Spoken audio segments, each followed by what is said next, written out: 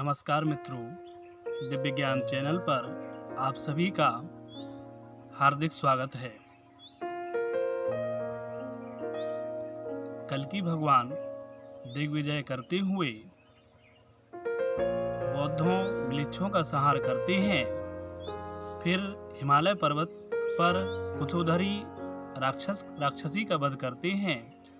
उसके बाद कोक विकोक का वध कर फिर भल्लोट नगर की ओर जाते हैं। इस नगर का राजा शशिध्वज था। वह भगवान कृष्ण का परम उपासक था और उसकी पत्नी भी श्रीहरि की आराधना किया करती थी। जब कल्कि भगवान का सेना के सहित राज्य में आना सुना, तब राजा ने अपनी सेना को आदेश दिया, सेना सुसज्जित करवाई और युद्ध के लिए तत्पर हुआ। तब रानी ने कहा, राजन, यह कल्कि तो साक्षात श्री नारायण हैं। आपका इन पर आक्रमण करना उचित नहीं है। सो शशिध्वज हंसकर बोले, ब्रह्मा जी ने हम क्षत्रियों का धर्म निश्चित कर दिया है, सो गुरु शिष्य अथवा स्वयं नारायण ही क्यों ना हो, उनसे युद्ध करने पर पाप नहीं लगता। देवी, युद्ध में यदि हमें विजय मिली तो हम धरती का राज्य भोगेंगे, और यदि हम वीरगति को प्राप्त हुए तो स्वर्ग में राज्य मिलेगा, स्वर्ग में आनंद प्राप्ति होगी। सो हमें दोनों प्रकार से उत्तम है। तब जो शशिध्वज की रानी थी वह कहने लगी, महाराज, आप विषयी पुरुष नहीं हैं, आप तो हरि भक्त हैं, आपको इन सब से क्या लाभ। तब राजा बोले, भगवान जो ईश्वर हैं वह सुख दुख आदि द्वंद्वों से परे हैं। जब वह शरीर धारण कर संसार में आते हैं और उन ईश्वर से उनका कोई सेवक युद्ध करता है तो यह उनकी लीला ही समझना चाहिए। इस प्रकार से वह दोनों ईश्वर के चिंतन में मग्न हो गए। तब राजा ने हर्षित होकर अपनी पत्नी को हृदय से लगा लिया और फिर वह कल्कि सेना के बीच सेना के सहित जा पहुंचे। भयंकर युद्ध हुआ। अश्व हिनहिनाने लगे, हाथी चिघाड़ने लगे, ढोल नगाड़े बज उठे। देवता लोग भी आकाश में स्थित होकर इस युद्ध को देखने लगे। शशिध्वज का जो बड़ा पुत्र सूर्यकेतु था, उसका युद्ध राजा मरु के साथ हुआ और देवाबी के साथ छोटा पुत्र शशिध्वज का जो बृहत केतु था उसका युद्ध हुआ। विशाखी उपनरेश के साथ राजा शशिध्वज युद्ध करने लगे। इस प्रकार से भयंकर युद्ध हुआ। अंत में भगवान जो कल्कि हैं उनका युद्ध राजा शशिध्वज के साथ होता है। दोनों ओर से दिव्यास्त्र चला जाते हैं। ब्रह्मास्त्र, अग्नेयास्त्र, वायुयास्त्र, इन अस्त्रों का प्रयोग होता है, परंतु कोई निष्कर्ष नहीं निकलता।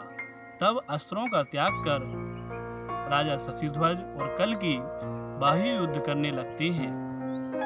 दोनों एक दूसरे पर मुष्टिका का प्रहार करते हैं, एक दूसरे को घूंसा मारते हैं।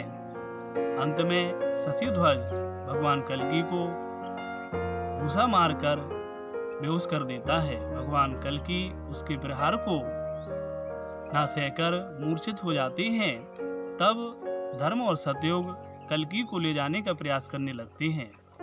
सो शशिध्वज उन्हें अपनी कांख में दबा लेता है और भगवान कल्कि को लेकर अपने घर को सेना के बीच होता हुआ घर को जाता है। कल्कि के युद्ध क्षेत्र से हट जाने पर कल्कि सेना उदास हो जाती है, उतने उत्साह से युद्ध नहीं कर पाती। यहाँ राजा जब महल में पहुँचता है सो उसकी पत्नी विष्णु भगवान का कीर्तन करती है, उनका गुणगान करती हुई देखी गई। सखियां उसे घेर कर बैठी थीं।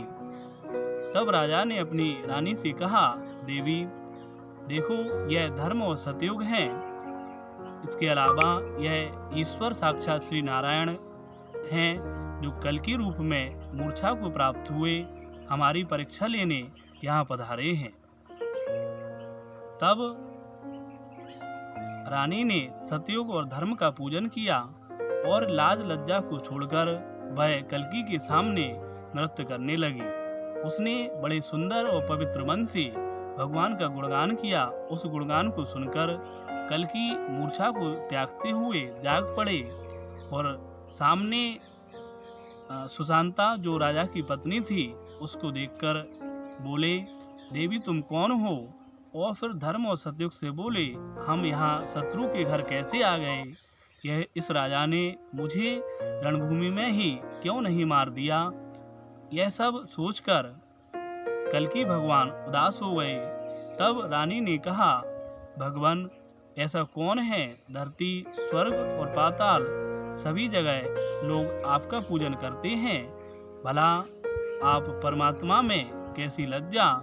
यदि मेरे पति आपके प्रति शत्रु भाव रखकर युद्ध करते तो क्या आपको वो इस प्रकार यहाँ ले आते? ऐसा संभव ही नहीं हो सकता।